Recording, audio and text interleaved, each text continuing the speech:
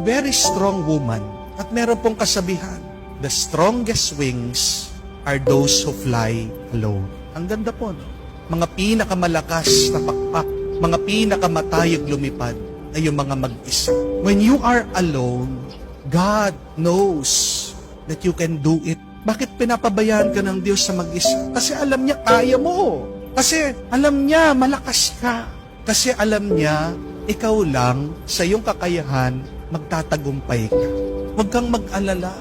Kahit na nahihirapan ka, nasasaktan ka, napapagod ka sa buhay, kung mag-isa ka, isang mabuting balita yan.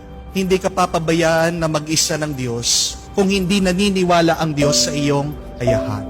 Remember this, our pains teach us to be stronger.